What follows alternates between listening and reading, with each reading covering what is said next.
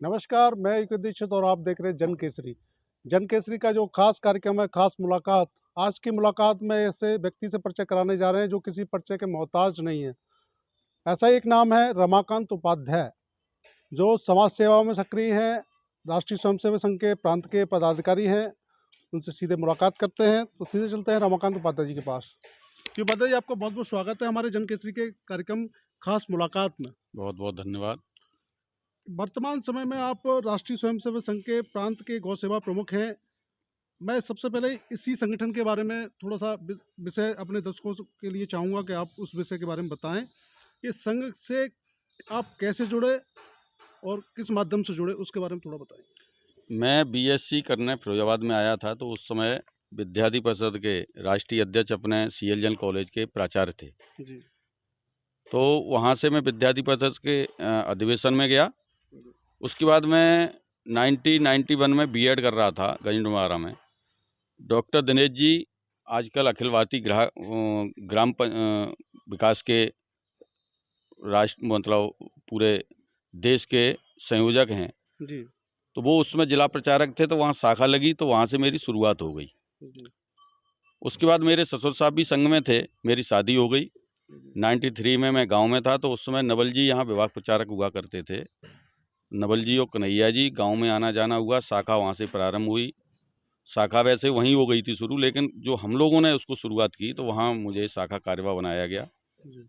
वहाँ से मेरी शुरुआत हुई है शाखा कार्यवाह, मंडल कार्यवाह, फिर सहखंड कार्यवाह। यहाँ इटौरा में मैं अध्यापक रहा इंटर कॉलेज में, जी।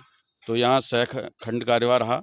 उसके बाद फिर मैं कुछ समय के लिए 1 साल में भारतीय जनता पार्टी का उस समय ऐसी इच्छा हुआ करती थी कि राजनीति करनी है, जी। तो मैं भारतीय जनता पार्टी में भी 1 साल के लिए पदाधिकारी रहा। फिर संघ ने फिर मुझे हिंदू जाड़ मंच की जिम्मेदारी दे दी, तो मैं हिंदू जाड़ मंच का जिलाध्यक्ष रहा, प्रांत टोली में रहा। जी। उसके बाद मेरी संघ की 33 वर्ष हो गई थी जी। और शाखा में नियमित जाता था, तो मुझे फिर जो है सह जिला कार्यवाह, पूरा जिला सरकारी एक था उस समय, उसका मैं सह जिला कार्यवाह बना। जी। फिर शुक्रवार नए जिले की संरचना हुई, तो उसका मैं जिला कार्यवाह पहला जिला कार्यवाह, पहला शुक्रवार जिला बना, उसका मैं पहला जिला कार्यवाह बना।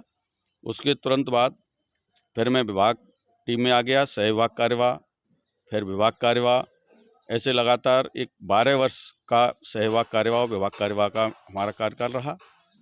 उसके बाद 4 साल से मेरे पास गौ सेवा की जिम्मेदारी है।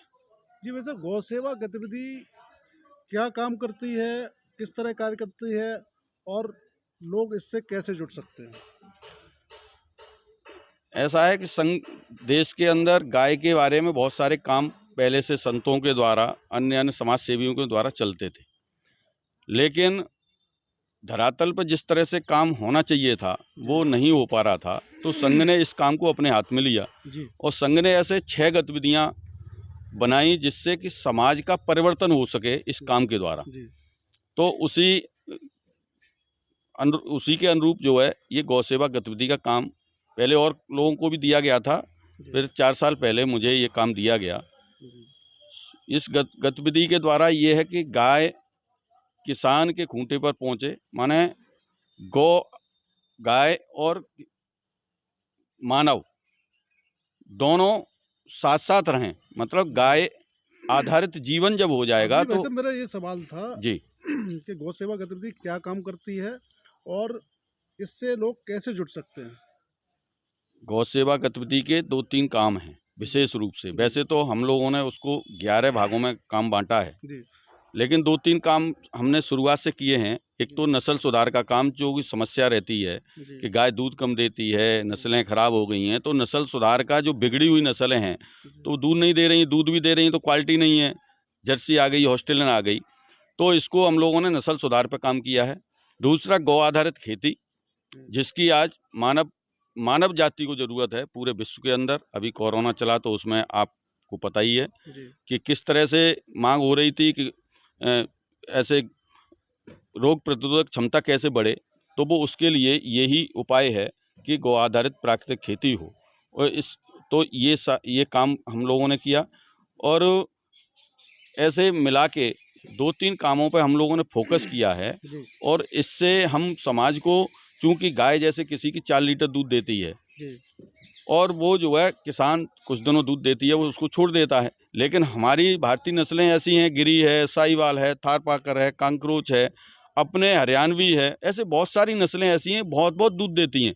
मैंने 25 लीटर की गाय खुद मैंने देखी है। आबागढ़ में एक गौशाला हमारे कार्यकर्ता चलाते हैं, वहाँ 25 लीटर की थारपाकर गाय है। ऐसे ही गिरी गाय, अभी फरुखाबाद गया था एक आश्रम में, वहाँ 25 लीटर गाय दूध देती है।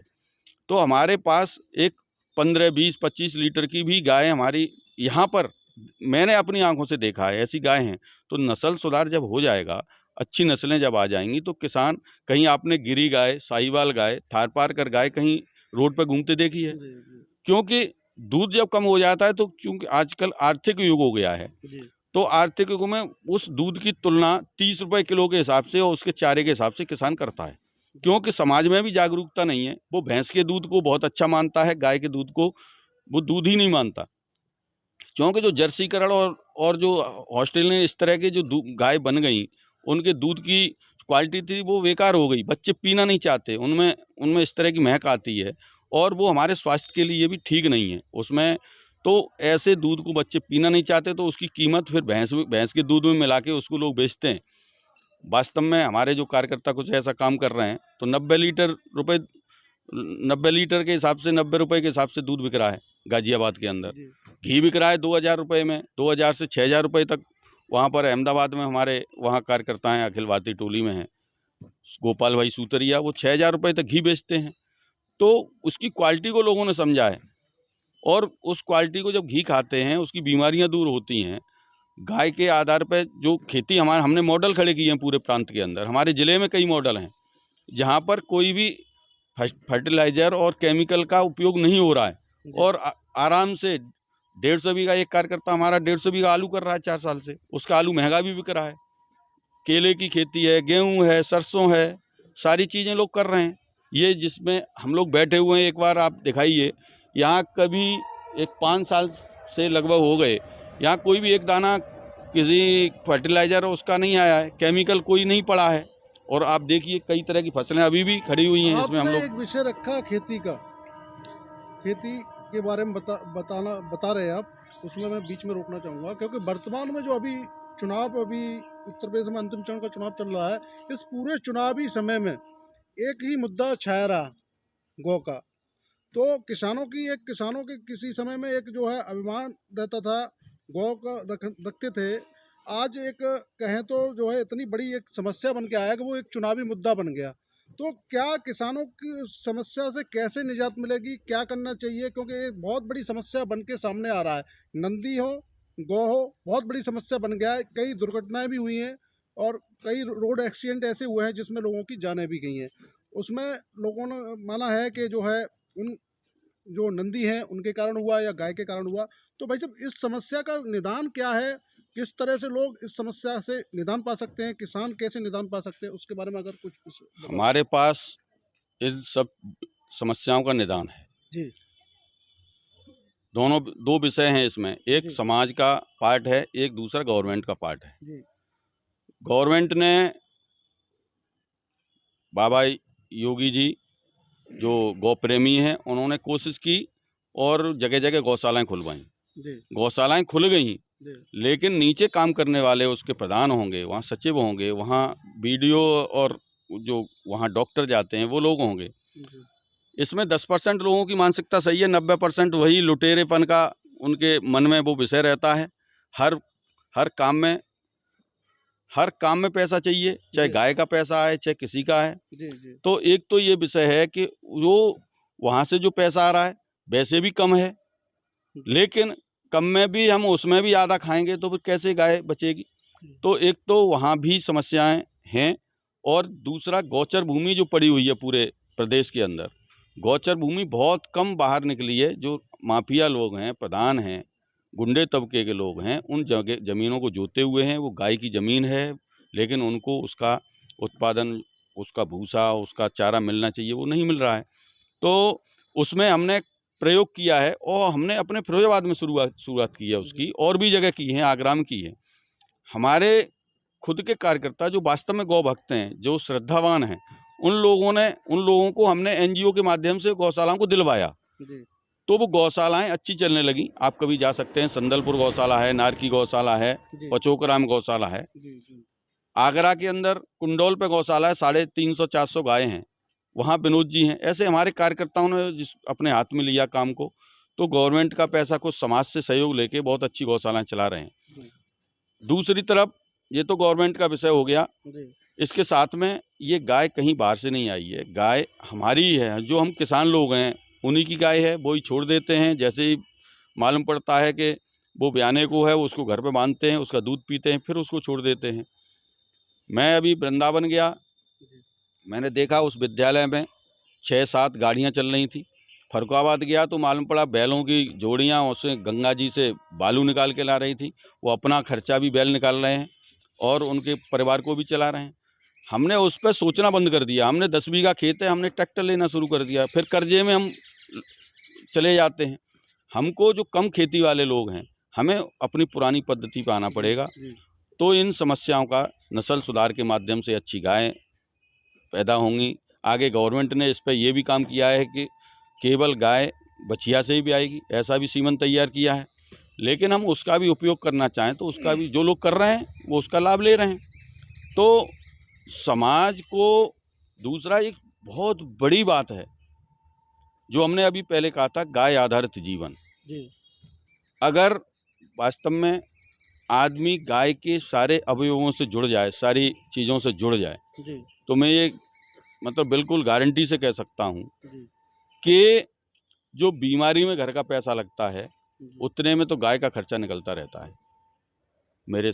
आप इधर भी जरा वीडियो दिखाइए, मेरे पास गायें हैं, यहाँ बंधी हुई हैं, हमारा परिवार दूध पीता है। ऐसे ही किसी भी गाय जिसके यहाँ गाय रहती है, गाय का दूध पीता है, जो देसी गाय है उसका घी खाता है, मट्ठा पीता है, उसके घर में बीमारियां बहुत कम आती हैं। क्यों 33 कोटि देवता श्रद्धा के हिसाब से उसको रखा गया है, लेकिन इसकी सारी चीज़ें महत्वपूर्ण हैं।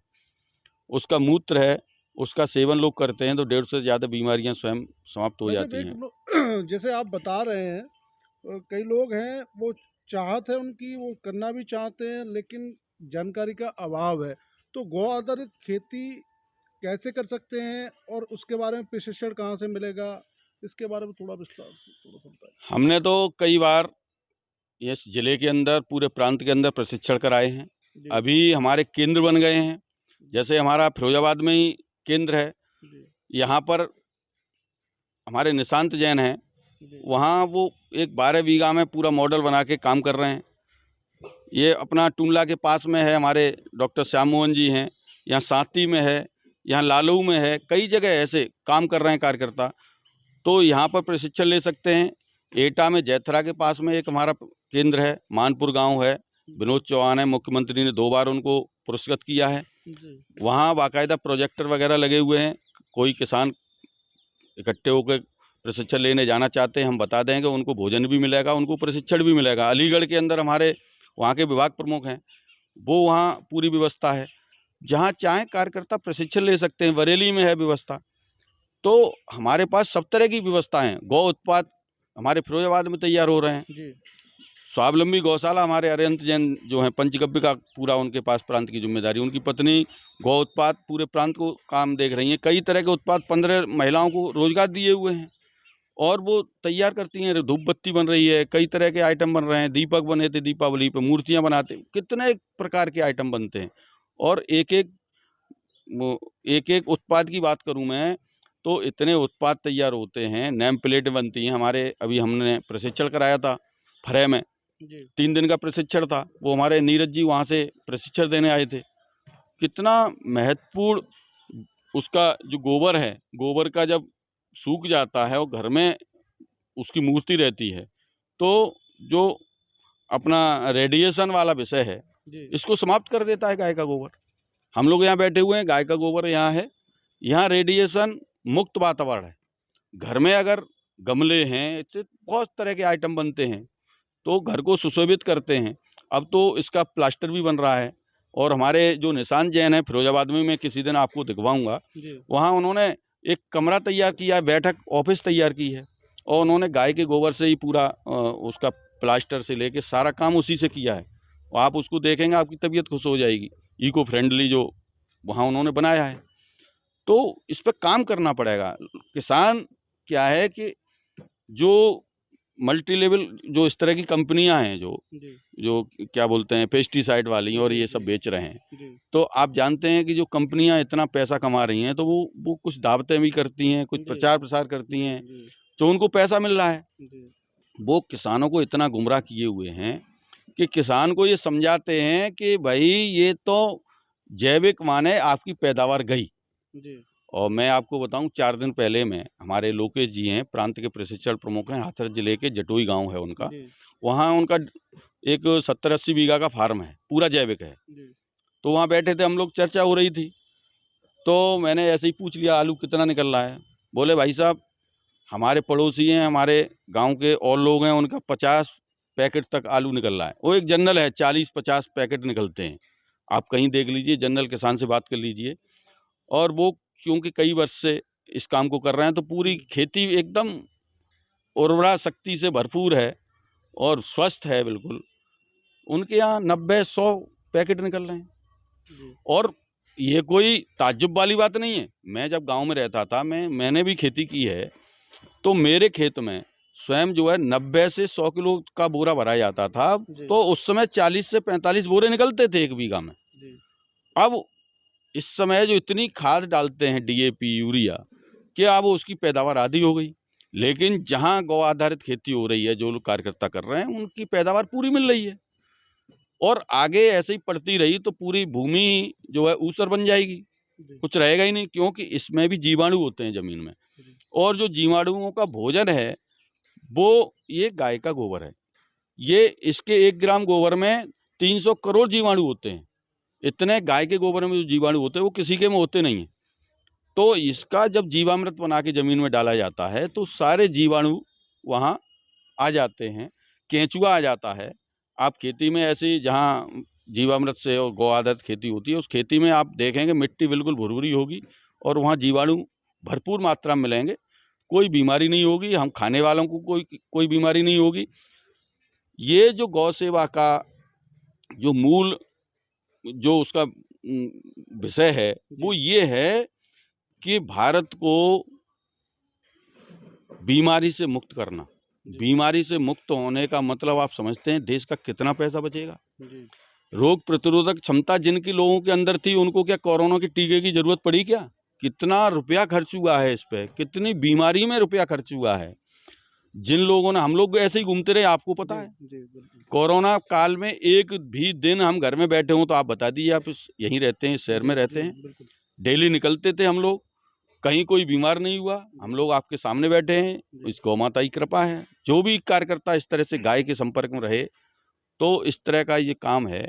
इसके साथ में जब जीवन हो जाएगा तो ये देश जो है, जो आज कहीं कोई हत्याएं हो रही हैं, आत्महत्याएं कर रहा है, कहीं कुछ समस्याएं, कहीं आर्थिक तंगी में किसान, जहां भी बात करो आर्थिक तंगी में। भाई क्यों है तंगी में? क्योंकि उसका खर्चा बहुत बढ़ गया है।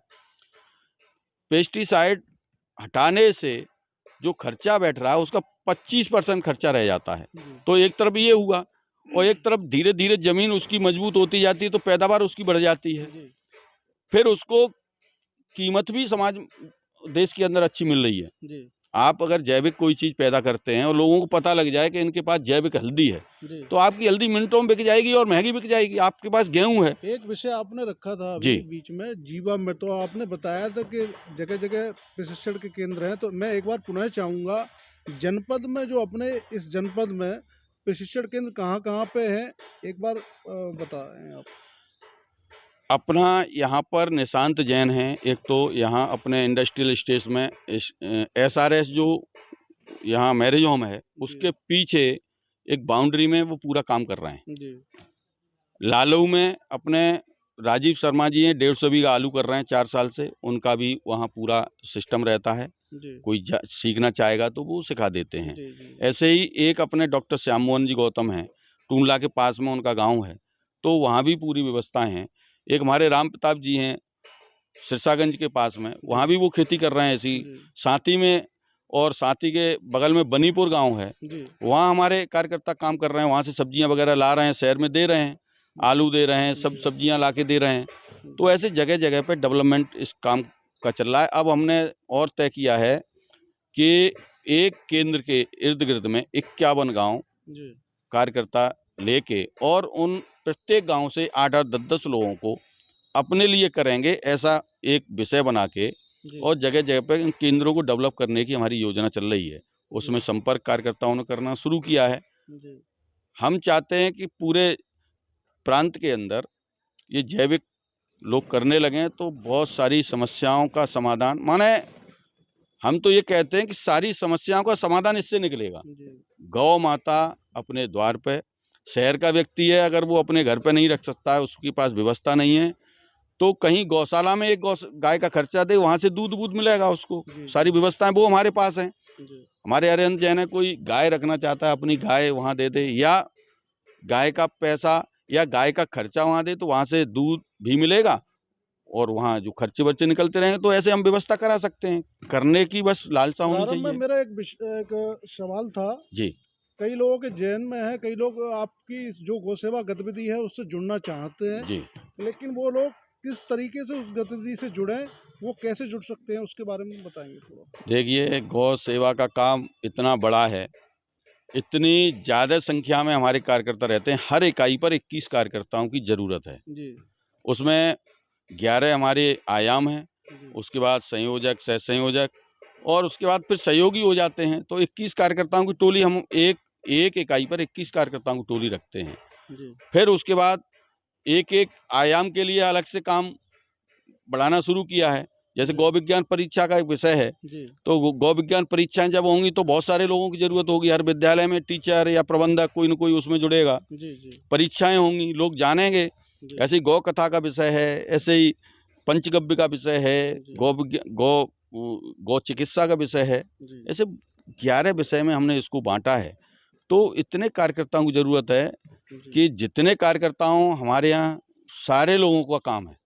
जो जिसकी रुचि हो, कोई शिक्षक है, कोई प्रबंधक है, वो अपना गौ विज्ञान परीक्षा के माध्यम से काम करे। कोई ब्राह्मण पंडिताई करते हैं, कोई कथा करते हैं, कोई भागवत करते हैं। बड़े बड़े लोग, अतुल कृष्ण जी महाराज, वो भी हमारी टीम में वहाँ अखिल भारतीय स्तर पर जुड़े हुए हैं। ऐसे सारे लोगों के लिए जगह है, सब लोगों का काम है। शुल्क है क्या? सदस्यता कोई शुल्क? कोई शुल्क नहीं है, स्वागत और होगा। क्योंकि गौ माता का जब काम करेगा तो हम लोग स्वागत करते हैं उसका, और उसके बाद वो जब काम करने लगता है, गौ माता की सेवा करने लगता है, गौ माता का काम करने लगता है, तो इतना आशीर्वाद मिलता है, इतना आशीर्वाद मिलता है कि वो उसकी कल्पना से बाहर चला जाता है। एक मेरा अंतिम क्वेश्चन है, एक जो है ऐसा संदेश जो आप समाज के लोगों को देना चाहते हैं। देखिए, चूंकि मेरे पास गौ सेवा की जिम्मेदारी है, जो भी व्यक्ति निस्वार्थ भाव से गौ सेवा करेगा, निस्वार्थ भाव से, हमें कोई कुछ नहीं लेना, हमें गौशाला गाय है उसकी सेवा करनी है, उसके हम हर महीने पैसे भेज देंगे, गौशाला में भूसा डलवा देंगे, ये कर देंगे, मतलब सेवा करना चाहता है तो उस पर सारी व्यवस्थाएं, मतलब जो है ईश्वर की पूरी कृपा उस पर रहती है। और सेवा करना चाहता है तो वो तो इस तरह से हो गया कि वो कैसे ही करे। दूसरा, अगर मान लीजिए वो अपने घर में गाय रखता है तो उसका भोग करेगा, दूध भी मिलेगा उसको, घी भी मिलेगा, और कृपा तो इतनी रहती है कि अभी आज भी मैंने एक पेपर में पढ़ रहा था कि एक बालिका है, कोई यादव बालिका थी, मैनपुरी ज़िले की थी शायद, तो उसने उसमें दिया है कि मैं घर में जब रहती थी, पढ़ती थी, छोटी थी, तो गाय रहती थी, उसकी सेवा किया करती थी। तो वेट लिफ्टिंग में उसका अखिल भारतीय स्तर पर उसका मेडल मिला है। तो उसने लिखा है कि मेरे ऊपर तो गौ माता की कृपा है कि मैं जो उसका बच्चा हुआ करता था उसको मैं गोद में उठा लेती थी उस समय। तो मुझे वहाँ से प्रेरणा मिली कि वेट लिफ्टिंग में मतलब करूं, तो गाय का दूध पीते पीते उस बछिया को उठाते उठाते, और मैं आज वेट लिफ्टिंग में पूरे देश में नाम कर रही हूं। तो ऐसा उसने आज ही दिया है पेपर में, आज ही मैंने पढ़ा था। तो ऐसा सब विषय है, लोग करना चाहें तो फिर सब तरह से कर सकते हैं। और जुड़ने के लिए तो सब खुली हुई किताब है, आप जब भी जो भी चाहें आएँ, अपने जगह जगह कार्यकर्ता हैं उनसे बात करें, उनको कहीं ना कहीं जिम्मेदारी दी जाएगी, काम करना शुरू कर दें, सेवा का लाभ उठाएँ, गौ माता की कृपा होगी। और आप देख ही रहे हैं, हमारे ऊपर भी कृपा है, सब हमारे कार्यकर्ताओं के ऊपर कृपा है, समाज भी सम्मान करता है। जहाँ जाते हैं वहाँ सम्मान मिलता है। कहीं पे भी चले जाएं, गौ सेवा का काम करने वाला कार्यकर्ता, कोई व्यक्ति कोई भी हो, उस पर इतनी कृपा हो जाती है, उसकी सारे लोग बात सुनते हैं, उसकी बात मान लेते हैं, यानी कि वो कृपा ही है। हम लोग जहाँ जाते हैं, जैसे अधिकारी से फ़ोन पे ही बात कर लेते हैं, वो बात मानने लगता है, प्रभावित हो जाता है। तो ये गौ माता की कृपा बड़ी अजीब है। इस कृपा को लेने के लिए बस जिस पर कृपा हो जाती है ईश्वर की, वही इस काम को कर सकता है। मेरे साथ अभी गौ सेवा के जो अभी हमने आपसे मुलाकात कराई थी, रमाकांत उपाध्याय जी हैं। उनके जो पास में एक प्लॉट है, उसमें उन्होंने जैविक खेती की है। इसके बारे में भाई साहब थोड़ा बताएंगे, क्या क्या आपने इस खेती में किया है? कई चीज़ें हैं, ये देखिए आपके सामने टमाटर है, मिर्च है, इधर आलू है ना, इधर बैंगन खड़ा है, इधर जो है ये प्याज है, हरी प्याज है, पालक है, इधर मेथी है ना, इधर ये मूली है, उधर पीछे आपने गाजर का स्वाद लिया ही था अभी, वो गाजर है, धनिया है, इधर इसमें हल्दी भी है, यहाँ पर हल्दी भी बोई हुई है किनारे पे, इसमें पूरे में हल्दी है, और इसके साथ में बाकला है। ऐसे कई तरह के मटर थी इसमें थोड़ी सी स्वाद के लिए, यहाँ इसमें मटर भी की थी। तो ऐसे करके कई तरह की चीज़ें यहाँ पर अपने हल्दी इसमें अभी ये देखिए, ये हल्दी यहाँ पक रही है, ये हल्दी के पेड़ हैं। तो यहाँ करीब करीब एक 10-15 किलो हल्दी भी यहाँ निकलेगी इसमें। तो ऐसे कई तरह के उत्पाद, पहले उसमें अदरक भी था और पुदीना और कई तरह की सब्जियां यहाँ रहती हैं जनरल वे में। तो ऐसा इस जगह में अपने घर के लिए और इतना काम होता रहता है। थोड़ी सी जगह में एक अपने घर में, शहरों में भी लोग, जो हमारा एक टेरेस गार्डन विषय और है जी, जिसमें छतों पर आप अपनी थोड़ी सी जगह में घर के लिए सब्जियां तैयार कर सकते हैं। तो टेरेस गार्डन में हमारे कार्यकर्ता काम कर रहे हैं और घर की बढ़िया सब्जियों का लुत्फ ले रहे हैं। तो ऐसे आप भी कर सकते हैं। वैसे उसमें जैसे कई लोगों का ऐसे सवाल आता है, कई बार दर्शक पूछते हैं कि जो है वो टेरेस पे किस तरह खेती करेंगे, किस तरह उसका कोई प्रशिक्षण है, क्या है? उसके लिए हमारे कार्यकर्ता यहाँ काम कर रहे हैं, तो हमारे कार्यकर्ता उसको बता देंगे आराम से। और यहाँ दुर्गेश जी हैं, अशोक जी हैं, तो और भी हमारे अलीगढ़ में प्रमुख कार्यकर्ता हैं जो पूरा उसकी ट्रेनिंग देते हैं बहुत अच्छी तरह से। कभी यहाँ कार्यकर्ता शहर के लोग चाहें तो हमसे बात कर सकते हैं, हम एक दिन की उनको पूरी ट्रेनिंग दिलवा सकते हैं। हमारे कार्यकर्ता आएंगे, वो ट्रेनिंग देंगे, बताएंगे कैसे आपको करनी है। तो सारी व्यवस्थाएं हैं अपने पास, बशर्ते सामने वाले को रुचि चाहिए कि हम करना चाहते हैं। तो आगे हम भी यहाँ, चूँकि विद्यालय शुरू होने जा रहा है, तो इसमें पार्क बनेगा, तो हम छत पे इसको काम करेंगे, इस काम को करेंगे। घर के लिए अपनी सब्जियों का आनंद ऊपर टेरेस गार्डन ऊपर बनाएंगे बहुत अच्छा। तो आगे यहाँ शहर में हमारे कार्यकर्ता कर रहे हैं, कई लोग कर रहे हैं, और भी प्रांत में कई जगह पर कर रहे हैं, तो वो भी आप कर। ये अभी मुझे जो है रमाकांत उपाध्याय जी ने जो यहाँ जैविक जो खेती कर रहे थे वो दिखाई, किस तरह उन्होंने बताया। हल्दी की भी कर रहे हैं, मटर भी है, टमाटर भी है, मिर्च भी है, और कई तरह की सब्जियां इन्होंने यहाँ पे की हैं। वो आगे शिफ्टिंग जो है टेरेस पर करेंगे। साथ में ही उनकी गौ यहाँ रखते हैं गाय, उसको भी देखने चलेंगे, उसको भी दिखाएंगे किस नस्ल की है, किस प्रजाति की है। हम पहुँचे हैं उपाध्याय जी की जो गाय है, उनसे पूछेंगे किस नस्ल की गाय है और किस नस्ल की गाय रखनी चाहिए, और कौन सी नस्ल की गाय का दूध जो है स्वास्थ्य के लिए लाभदायक है। जी उपाध्याय जी, कौन सी नस्ल की गाय है आपकी इस गौशाला में?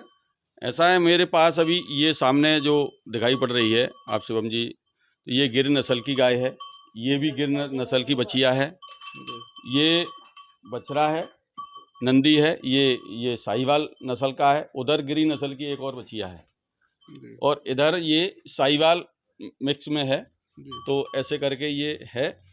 दूसरा ये है कि देसी गाय, वो नस्ल कोई भी हो सकती है, उसमें अलग अलग नस्ल की गाय रहती हैं, क्योंकि अपने यहाँ एक 34-35 तरह की नस्लें हैं, गंगा तीरी से लेके, और अलग अलग क्षेत्र के हिसाब से वो गायें हैं। लेकिन अब चूंकि नस्ल डिस्टर्ब हुई तो उस समय अभी क्या है कि गिरी और साहिवाल पे लोगों का ध्यान विशेष चला गया, लेकिन थारपारकर और इस तरह की कांकरोच वगैरह बहुत अच्छा दूध देती हैं, बहुत अच्छा दूध है। और यहाँ की अपने क्षेत्र की भी गाय हैं तो बहुत पुरानी कहीं कहीं आपको मिल जाएंगी, 10-12 लीटर दूध देने वाली गाय मिल जाएंगी। तो ऐसी अपनी देसी नस्ल की गाय होना चाहिए जिसके ये ठाठ, एक बार दिखाइए शिवम जी, ये जो ठाठ रहती है ना, ये गाय है, ये गौ माता है। जिसके ठाठ नहीं होती है, सपाट होता है, वो गाय नहीं है। जो जर्सी ऑस्ट्रेलियन वो है, वो उसी में से है, वो गाय नहीं है, गाय माता नहीं है। वो गाय का एक क्लोन कई तरह के मिला के वो बनाया है दूध, ज़्यादा दूध देने के लिए, लेकिन वो अमृत दूध नहीं है। अमृत जो तुल्य दूध है वो हमारी इस गौ माता का, जो देसी गौ माता है जिसके ठाठ होती है, उसी का है। ये हमारे यहाँ सेवक गौ माता की सेवा में रहते हैं। एक हमारी रीना है बहू, ये दोनों लोग यहाँ बहुत सेवा करते हैं। और यहीं पर एक और सवाल है भाई साहब मेरा, कई लोगों के पास देसी गाय है और वो जो है उस नस्ल को बदलना चाहते हैं, जैसे साहिवाल करना चाहते हैं, तो वो किस प्रकार से, किस तरीके से कर सकते हैं, इसके विषय में थोड़ा सा। ऐसा है कि जैसे नस्ल बिगड़ी कैसे, कि जो देसी हमारी गाय थी, गौवंश था, तो उसमें जर्सी का, ऑस्ट्रेलियन का सीमन डलवा दिया और उस तरह से वो नस्ल बिगड़ती गई। आज हम उसको वापस लाने के लिए भी यही काम कर रहे हैं। तो हमारे गौशालाओं में भी अच्छे नंदी हैं, तो वहाँ भी कुछ कार्यकर्ताओं लोगों को बताया है कि वहाँ ले जाइए। अन्यथा आजकल वो सारी व्यवस्थाएं चल रही हैं, डॉक्टर लोग सीमन डाल देते हैं। तो कई लोगों के पास भाई साहब जर्सी गाय है, क्या उसका भी नस्ल सुधार हो सकता है? बिल्कुल हो सकता है, वो 2-3 बार में उसकी प्योरिटी निकल के आ जाएगी। तो उससे भी हम, जैसे वो भी कहीं बाहर से नहीं आई थी, वो भी इस तरह से ही उसका नस्ल को बिगाड़ा गया था, तो हम नस्ल बिगड़ी हुई है उसी तरह से उसको वापस सुधार में भी ला सकते हैं। तो ऐसा करने के लिए हम लोगों ने भी यही कहा है कि भाई पहले नस्ल ठीक की जाए, फिर आगे और उसमें सुधार की बात होगी तो वो भी सब होंगी। ये जो लटके हुए कान हैं, ये जो देख रहे हैं आप, लंबा कान लटका हुआ, मत्था ये गिरा हुआ, ये गिरी नस्ल की पहचान है। ऐसे ये हमारी ये बछिया है, ये देखिए कितना लंबा कान है इसका, गौरी है, ये गौरी, ये गौरी है और बहुत नटखट है। ये देख रहे हैं आप, मत्था गिरा हुआ, और ये जो है सींग यहाँ से निकलेंगे। ऐसे ही देखिए उधर मत्था गिरा हुआ है, ये गिरी नस्ल की, और ये लंबा कान है इसका, है ना। तो ये लंबे कान वाली जो होती है वो गिरी नस्ल की गाय बोलते हैं, जिसको आजकल इसका एक गिरी और साहिवाल का एक विशेष मतलब पूरे देश के अंदर क्रेज है। विदेशों में भी ये हमारी नस्लें हैं। और लेकिन अपने कुछ जगहों पे, जैसे वृंदावन में एक हासाराम गौशाला है, वहाँ कई नस्लों पे काम हो रहा है, नस्ल सुधार का काम। ऐसे कई जगह पे हमारे आबागढ़ में कार्यकर्ता है, वो 3-4 नस्लों पे काम कर रहे हैं। तो हमारी स्थानीय नस्लें वो भी रहे हैं, तो उसके लिए भी लोगों ने काम करना शुरू किया है। तो क्या है कि नस्ल सुधार से फिर एक दूध की क्वालिटी अच्छी आएगी, दूध अच्छा देगी। कहीं ऐसी बच्चियाँ आपको रोड पे अब नहीं मिलेंगी। तो ये जो है इनकी कीमतें भी बहुत होती हैं। ये जो गाय बन के तैयार होगी तो 50-60 हज़ार से कम की नहीं होगी, 1-1 लाख 1.5 लाख रुपए की। बल्कि वहाँ अभी हम गए थे तो 3.5 लाख रुपए की वो लेके आए थे गाय, जो उसका 25 लीटर दूध है। तो ऐसे हम लोग सब उसी हिसाब से काम कर रहे हैं। देखिए कितनी सीधी और कितनी रहती है हमारी, तो ये इसकी पहचान है। लेकिन ये ठाठ जो है ना, ये बहुत आवश्यक है, यही है। और यहाँ सूर्यकेतु नाड़ी होती है, जिसका जो पीला दूध होता है और उसमें स्वर्ण युक्त जो रहता है मूत्र, और ये तो यहाँ स्वर्ण, ये सूर्यकेतु नाड़ी रहती है, उसी वजह से इसमें इसका दूध अमृत तुल्य विशेष रूप से इसका योगदान रहता है। तो ये हमारी पहचान के हिसाब से ये अभी मेरे साथ थे रमाकांत उपाध्याय जी, उन्होंने हमारे सवालों के बेबाकी से जवाब दिए, सारे विषय में बताया, गौ माता के विषय में बताया, किस तरह की गाय रखनी चाहिए, किस तरह की गाय उपयोगी है, किस तरह किसानों की समस्याओं का समाधान हो सकता है। तो ऐसे ही खास मुलाकात में आपसे मुलाकात कराते रहेंगे, ऐसे खास व्यक्तित्व से जिसने समाज के लिए काम किया हो, देश के लिए काम किया हो और प्रयासरत हो।